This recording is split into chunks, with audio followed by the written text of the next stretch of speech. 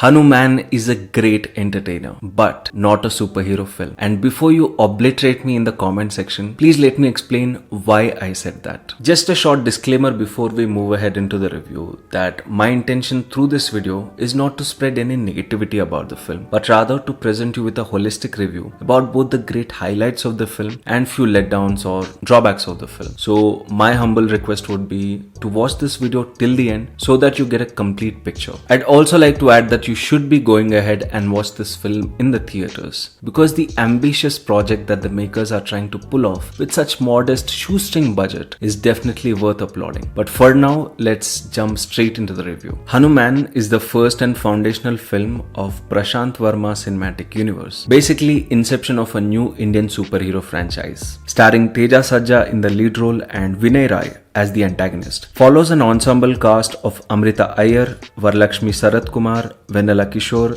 Deepak Shetty, Satya and Get Up Srinu. So let's begin by talking about the highlights of the film or the aspects that I really liked and enjoyed while watching it. The music composed by Anudeep Dev, Gaurahari and Krishna Saurabh is great. The rousing background music and Sri Ramaduta Stotram are my personal favorites. They gel up really well with the action and emotional sequences of the film. The visual effects are stunning. I wouldn't say they are done to a point of perfection or they're exceptionally well made. There are places where you will feel that the budget constraints are kicking in, but overall, being made on a modest budget of 50 crores, it is still very commendable. So yeah, it's an impressive feat. Another interesting facet that I found about this movie was the origin story of our superhero. Basically, it traces back to Lord Hanuman's childhood and it is narrated through some interesting animated montages, which seems to be inspired from the Okapranam song from Bahubali 2. Lastly, I really liked the way Lord Hanuman was presented in this film with a lot of reverence and respect.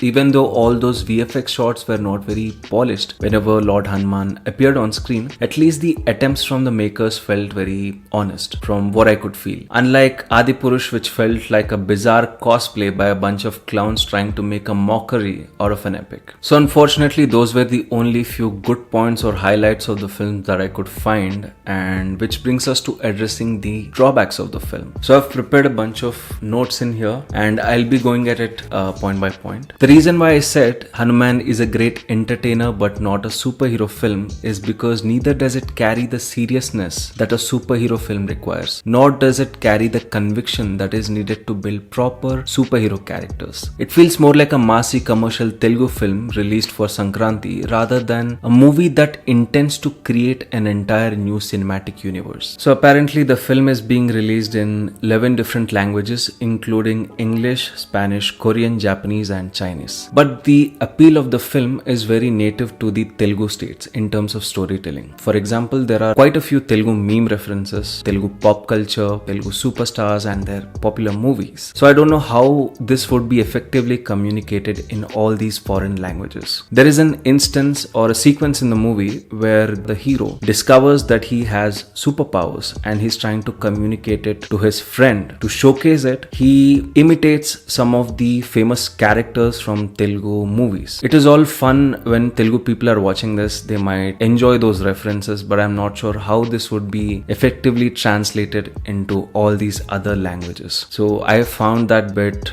jarring. There's also lack of context when it comes to Lord Hanuman's portrayal in this movie because as Indians we all know who Lord Hanuman is. We worship him. We know him through animated films or we know him through comics like Amar Chitrakada. And in general we grew up pretty much reading Ramayana and the Mahabharata or at least hearing stories about it through our parents or grandparents. But the film assumes that every person watching this film already knows who Lord Hanuman is. This is the same trap that Adipurush fell into, but it would be baffling for a person watching from a different country, let's say somebody from South Korea, the US, or somebody from China who are not very well versed with Indian history or epics. When they are watching this film, they wouldn't really understand who this divine figure or the god is. Why did he choose this particular character? The film also suffers from poor writing, especially the way the supervillain's character is written. It comes across as very amateurish and gimmicky because he's inspired by other superheroes like Spider-Man and Batman to become a superhero himself when he grows up. But to get that superhero arc in his life while being a child, he kills his own parents because Spider-Man and Batman don't have parents. It felt very superficial.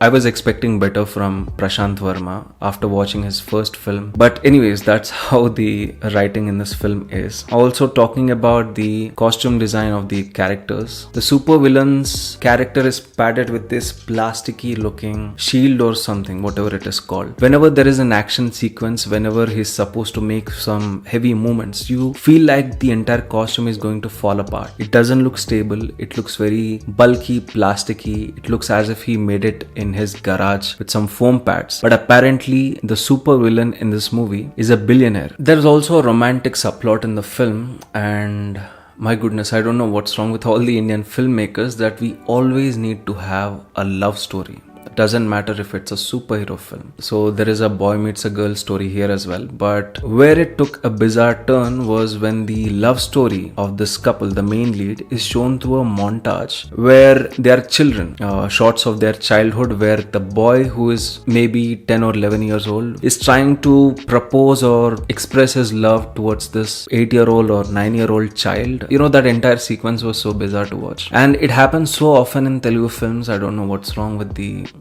directors. Why do they show that? And there is an entire action sequence in the film where the superhero is trying to protect his love interest from a bunch of dacoits who look like they're trying to cosplay Predator. Yeah, that's the best way I can describe them. And you should just witness it. There is a song throughout that action sequence. Grannies in the village, while preparing mango pickle, are dancing while singing that song, encouraging the hero, I believe. Yeah, so apart from that, the entire tone and the pitch of the film is very commercial, very native in its flavor, if I can use that word, which doesn't gel really well with a superhero movie. Also, the comedy is cringe. There are frequent frame drops in all the CGI sequences, especially where there is extensive work of visual effects. You will see the frames dropping. So I don't know why this wasn't fixed in the actual film. I thought this was only limited to the promotional material of the film, but it was jarring to see that happening in the film itself. There were a few drone shots where the entire frame was covered in grain. I don't know how that was approved. There is also inconsistency in terms of cinematography. There are few frames which look absolutely beautiful, but it falls flat in most of the places. So there is inconsistency in cinematography as well. And I'm really sorry if I sounded very harsh in this video, but all I can hope is that the next installments from this cinematic universe are going to be better in terms of quality, storytelling, visual effects of course, but even this movie has done a solid job in terms of visual effects, as I said earlier. And if you'd like to see more such videos coming up from this channel, then please do subscribe to the Indicfilm. Signing off, this is Tarun.